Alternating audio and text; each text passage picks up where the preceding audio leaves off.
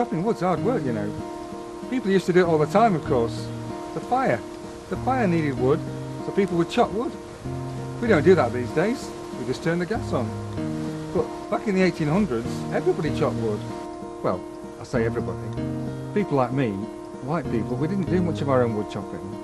It's the kind of job perhaps that in America, in the South, a slave would have done. A man like Booker T. Washington, he was a slave, born into the family of a slave. But later in his life he was set free. And then he started to go to school and to get education. Changed his life completely.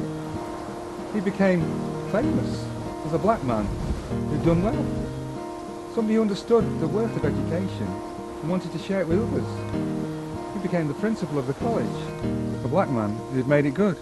He wouldn't be chopping wood anymore. He wouldn't need to. The white lady saw him passing the house one day, walking through the nicer part of town. She called out to him, not knowing who he was. "Excuse me, mate, do you want to chop some wood, earn a few dollars?" She had no idea who he was.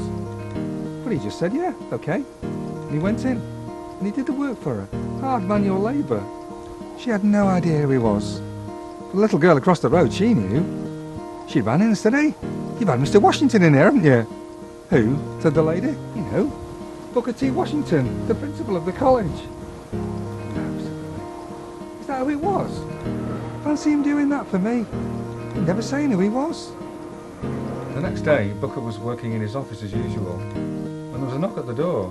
"I'm really sorry, Mr. Washington. I didn't realise who you were. I would never have asked. Please forgive me." "It's all right, madam. Please don't worry yourself. I don't mind a little manual labour," he said. "And I always like to be able to help out a friend." Do you know, I can't think of a better story to explain humility. He could so easily have said, "Madam, do you know who I am?" But he didn't.